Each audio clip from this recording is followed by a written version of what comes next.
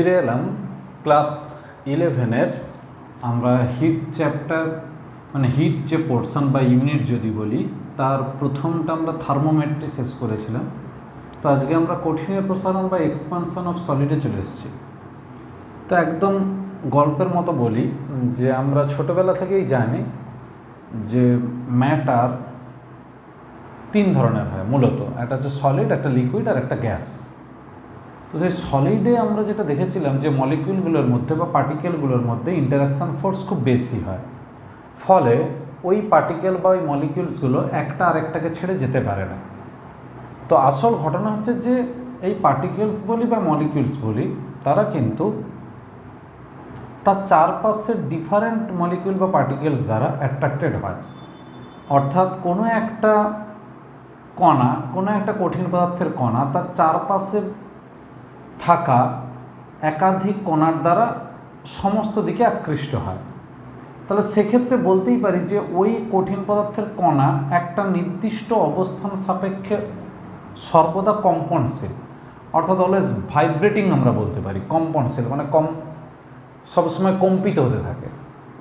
তাহলে সেক্ষেত্রে আমরা প্রত্যেকটা পার্টিকেলকে যদি আমরা কম্পনশীল ভাবি তাহলে আমরা ভাববো যে এইরকম একটা পার্টিকেল এইভাবে একটা কম্পনশীল, এইরকম একটা পার্টিকেল এইভাবে কম্পনশীল, আবার পার্টিকেল এইভাবে কম্পনশীল, এইভাবে কম্পনশীল। কম্পনটা এইরকমও হতে পারে, ভার্টিক্যালিও হতে পারে। তো এটা তো 3D অবজেক্ট, যে কোনো দিকে হতে পারে। তো সেই কনসেপ্টে আমরা ইমাজিন করতেই পারি যে প্রত্যেকটা পার্টিকেলের সঙ্গে একটা ইন্টারঅ্যাকশন ফোর্সের সঙ্গে সংযুক্ত। ফলে আমরা যদি একটা কণার কথা ভাবি তাহলে কিন্তু হবে না, এখানে একটা কালেকটিভ ব্যাপার আমাকে আনতে হবে। অর্থাৎ প্রত্যেকটা কণা তার চারপাশে কনসেপ্টটা এলেই আমাদের মনে চলে আসবে অবশ্যই 3D, মানে কোনো একটা সার্টেন ডিরেকশন নয়, মানে কোনো একটা নির্দিষ্ট দিকে নয়। তো সেই প্রথমের দিকে আমরা যেটা ভাবতাম যে কোনো একটা নির্দিষ্ট দিক বরাবর, মানে এক্স অক্ষ বরাবর হলে একমাত্রিক, যদি এক্স অক্ষ এবং ওয়াই অক্ষ বরাবর হয় অর্থাৎ একটা প্লেন বরাবর হয় তাহলে সেটা হবে 2 ডাইমেনশনাল বা দ্বিমাত্রিক, আর এক্স ওয়াই জেড তিনটে অক্ষ বরাবর হলো ত্রিমাত্রিক। তো এখানেও সেরকম ভাবতে হবে যে প্রত্যেকটা পার্টিকেল তার চারপাশের পার্টিকেল বা কণার দ্বারা কিভাবে আকৃষ্ট হচ্ছে বা আকৃষ্ট হয়, তখন আমরা এটাকে বলবো কিন্তু ত্রিমাত্রিক। কারণ প্রত্যেকটা কণা তার চারপাশের থাকা কণাগুলোর দ্বারা আকৃষ্ট হয়। তাহলে সেই প্রত্যেকটা কণাকে যখন আমি তাপ দেব, মানে আমি যখন হিট এনার্জি বা থার্মাল এনার্জি দেব, তখন প্রত্যেকটা পার্টিকেলই কিন্তু তার যে নির্দিষ্ট অবস্থান থেকে দূরে সরে যেতে চাইবে। অর্থাৎ প্রত্যেকটা কণায় যখন শক্তি পাবে তখন কি হয়, ওই তাপ শক্তি নিয়ে প্রত্যেকটা কণা পরস্পর থেকে দূরে সরে যায়। যেখানে সরে যাওয়ার প্রবণতা ইনভারের ক্ষেত্রে নেই বললেই চলে, মানে একটা সংকর ধাতু বা অ্যালয় আমরা বলতে পারি যেটা হচ্ছে ইনভার, এই ইনভারের ক্ষেত্রে নেই বললেই চলে। কিন্তু ইনভার ছাড়া বাকি সমস্ত ম্যাটেরিয়ালের ক্ষেত্রে কিন্তু আমরা মনে রাখবো যে প্রত্যেকটা সলিড ম্যাটেরিয়াল আমি যদি তাকে থার্মাল এনার্জি বা হিট এনার্জি দিই তাহলে প্রত্যেকটা পার্টিকেল তার পরস্পর থেকে দূরে সরে যায়। তাহলে যেহেতু পরস্পর থেকে দূরে সরে যাচ্ছে তাহলে এক্ষেত্রে তার যে কোনো একটা দিকে, অর্থাৎ কোনো একটা নির্দিষ্ট দূরত্ব বরাবর বা দিক বরাবর তার দৈর্ঘ্যের বৃদ্ধি ঘটে। এটাকে আমরা বলবো দৈর্ঘ্য প্রসারণ, যেটাকে ইংরেজিতে বলি আমরা লিনিয়ার এক্সপানশন বা রৈখিক প্রসারণ, যেটাকে আমরা বলবো অর্থাৎ একটা দিক বরাবর। তাহলে যদি আমরা একটা প্লেন ধরে নিই যে দুটো অ্যাক্সিস নিয়ে তৈরি, তখন সেই প্লেন বরাবর হতে পারে, ঠিক আছে। সেক্ষেত্রে আমরা কি বলবো, এক্সপানশন অফ সারফেস বা সুপারফিশিয়াল এক্সপানশন বলবো।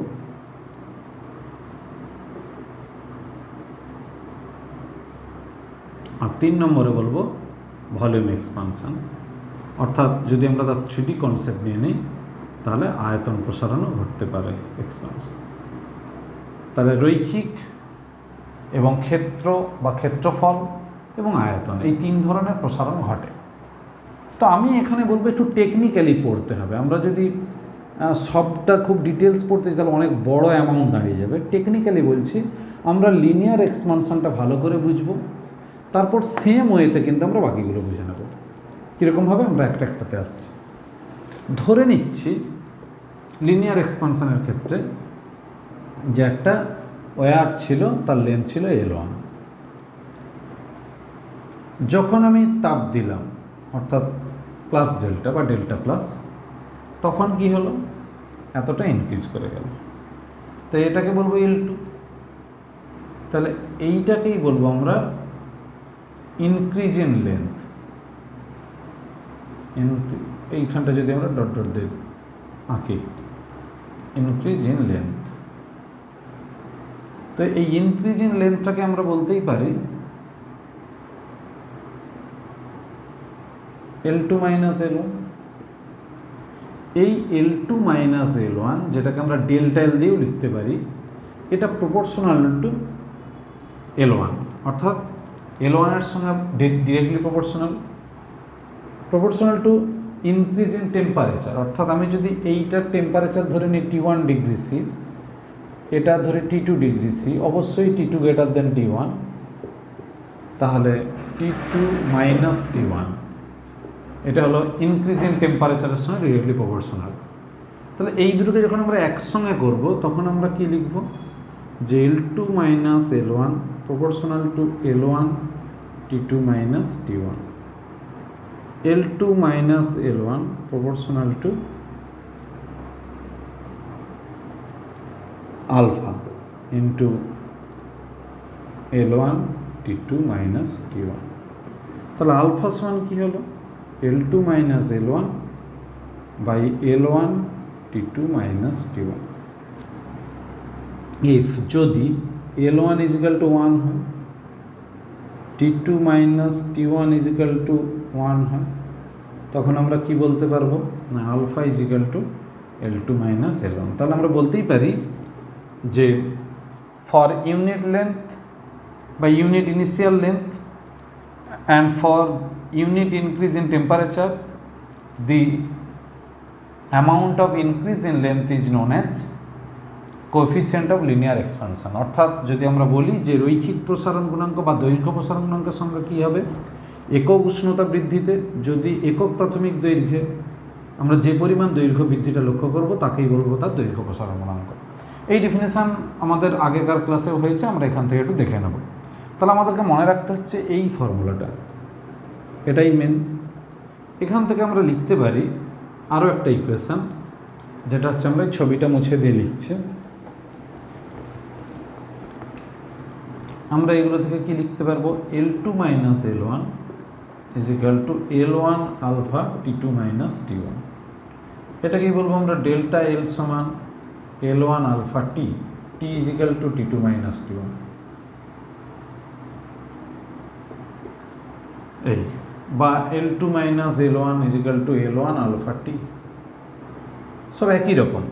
তো আমরা এখান থেকে যেমন ডেফিনেশনটা দিলাম, আমরা ইউনিটও বলতে পারবো। কীরকম ইউনিট হবে, এটা লেন্থের ইউনিট মানে দৈর্ঘ্যের ইউনিট, এসআই হলো মিটার, এটাও মিটার, তাহলে মিটার মিটার কেটে যাচ্ছে, 1 বাই টেম্পারেচারের ইউনিট। তাহলে ইউনিট কি হবে, ইউনিট হবে ইউনিট অফ আলফা, এটা কি হবে পার ডিগ্রি সি বা পার ডিগ্রি ফারেনহাইট বা Kelvin to the power minus 1। তাহলে 1 বাই টেম্পারেচার। আর কি বলবো, যে alpha does not depend on length, only depends on the temperature। এটা আমরা মনে রেখে দেবো। অর্থাৎ আলফাটা কখনো লেন্থের উপর ডিপেন্ড করছে, কারণ লেন্থের ইউনিট কেটে যাচ্ছে, শুধুমাত্র টেম্পারেচার ইউনিটের উপর ডিপেন্ড করে, সেই জন্য আমরা ইউনিটটা এইভাবে লিখব। আর কি আমরা রিলেশন কি লিখতে পারি, আমরা রিলেশন লিখতে পারি যেরকম 1 degree C is equal to 9/5 degree F change in temperature. ঠিক একইভাবে আমরা লিখতে পারবো আলফা সি মানে সেন্টিগ্রেড স্কেলে alpha is equal to 9/5 alpha F Fahrenheit স্কেলে আলফা। অর্থাৎ linear expansion at centigrade scale is equal to 9/5 into linear expansion in Fahrenheit scale। তাহলে এই রিলেশনগুলো কিন্তু আমরা পাচ্ছি এখান থেকে। তাহলে ডেফিনেশন পাবো, ইউনিট পাবো, ডাইমেনশন আমরা বলতে পারি। তাহলে ডাইমেনশন কি হবে, আমরা এখানে লিখে দিতে পারবো অফ আলফা ইজিক্যাল টু বড় হাতের θ⁻⁻1 বা k⁻⁻1। তাহলে এইভাবে আমরা কিন্তু ইউনিট, ডাইমেনশন, ডেফিনেশন এবং কার উপর ডিপেন্ড করে ফাইনালি আমরা রিলেশনগুলো পেয়ে যাচ্ছি। এই একইভাবে আমরা যদি এক্সপানশন অফ সারফেস বা সুপারফিশিয়াল এক্সপানশন আমরা হিসাব করি তাহলে কিন্তু আমরা একই জিনিস পাবো। সেটাই আমরা এবার দেখব যে এক্সপানশন অফ সারফেস, ডেফিনেশন বা এগুলো সব একই টেকনিকে হবে। তাহলে 2 এক্সপানশন অফ সারফেস, তখন কি হবে, আমরা একটা প্রাইমারি একটা সারফেস পাচ্ছি S1, এটা হচ্ছে T1 ডিগ্রি সিতে, আর এটা হচ্ছে S2 T2 ডিগ্রি সিতে। তাহলে একই রকম ভাবে লিখতে পারবো S2 - S1 is equal to S1, ওখানে ছিল বিটা, এখানে ছিল আলফা, এখানে হবে beta, T2 - T1, S2 is equal to S1 into 1 plus beta into T2 minus T1, তাহলে বিটা ইজিক্যাল টু হবে S2 minus S1 by S1 T2 minus T1। তারপরে একইভাবে বলতে পারবো alpha beta C is equal to 9/5 beta F, unit হবে same একদম, CGS হবে degree C⁻⁻1, FPS হবে ফারেনহাইট -1 ডিগ্রি ফারেনহাইট (-1), এসআইতে হবে কেলভিন, ডাইমেনশন হবে θ⁻⁻1 বা k⁻⁻1। তারপর একই কথা depends on the temperature only,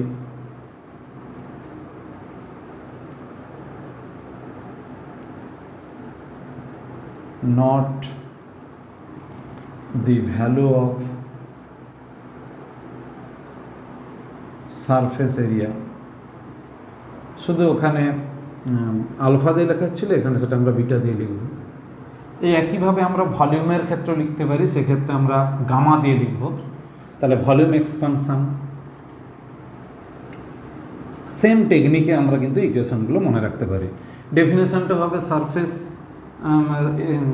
coefficient of surface এক্সপানশনের ক্ষেত্রে আমরা যদি ইউনিট টেম্পারেচার ডিফারেন্স করি, ইউনিট ইনিশিয়াল সারফেসে যতটা সারফেস চেঞ্জ হয় সেটাকেই বলবো আমরা বিটা বা কোএফিসিয়েন্ট অফ সারফেস এক্সপানশন। এবার আসছে ভলিউম, এটা যদি আমরা 3D অবজেক্ট ধরি তাহলে এইটা তার ইনিশিয়াল যে ভলিউম হবে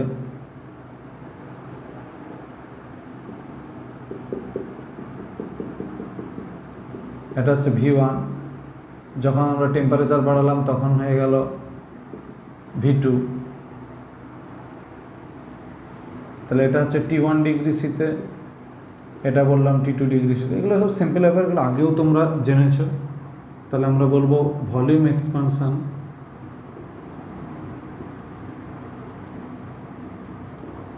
তাহলে একইভাবে gamma V2 minus V1 by V1 into T2 minus T1, V2 minus V1 change in volume বা ইনক্রিজ ইন ভলিউম হবে V1 gamma T2 minus T1। তারপরে হবে V2 is equal to V1 into 1 plus gamma into T2 minus T1। এর সব equation একইভাবে gamma C is equal to 9/5 gamma F, এর unit same degree C⁻⁻1 ডিগ্রি F⁻⁻1 k⁻⁻1। Dimension হবে বড় হাতের θ⁻⁻1। The value of gamma does not depend on the volume but depends on the temperature only। অর্থাৎ যদি গামার মান আমরা দেখি তাহলে দেখব যে শুধুমাত্র উষ্ণতার উপরেই নির্ভর করছে, কিন্তু কোনো আয়তনের মানের উপর নির্ভর করছে না। ডেফিনেশন আমরা এখান থেকে দিতে পারি, যদি একক উষ্ণতার বৃদ্ধি করি তাহলে একক প্রাথমিক আয়তনে যে পরিমাণ আয়তন পরিবর্তন হয়, অর্থাৎ the change in volume due to unit initial volume and the unit increase in temperature is known as coefficient of volume expansion বা আয়তন প্রসারণ গুণাঙ্ক। তাহলে আমরা আলফা বিটা গামা এটার ডিটেলস সম্পর্কে আমরা জানলাম। এদের যে প্রাইমারি যে ইকুয়েশনগুলো আমরা জানলাম, আর একটা কঠিনের যে 3 ধরনের প্রসারণ হয়, একটা দৈর্ঘ্য, একটা ক্ষেত্র এবং একটা আয়তন, এই 3 ধরনের প্রসারণ সম্পর্কে জানলাম। আজকের ক্লাস এইটুকুই। আমরা পরের ক্লাসে বাকিটা দেখবো, অর্থাৎ এদের মধ্যে রিলেশন কিভাবে হয় দেখব, ডেনসিটি কিভাবে টেম্পারেচারের সময় চেঞ্জ হয় সেইটুকু দেখব। পরবর্তী ক্লাসে আমাদের আসবো। তো বলবো যদি ভালো লেগে থাকে তাহলে একটু আমার চ্যানেলটাকে সাবস্ক্রাইব করে দিতে, আর অবশ্যই বন্ধুদেরকে বলতে, আর তোমরাও বেল আইকন প্রেস করে রেখো, তাহলে সিলেবাস অনুযায়ী ক্লাসগুলো পাবে। আজকে অনেকদিন পর আমরা 11 ক্লাস পেলাম এই চ্যানেলে, পরবর্তীকালে আবার কন্টিনিউ করব। ভালো থেকো, পরের ক্লাসে দেখা হবে।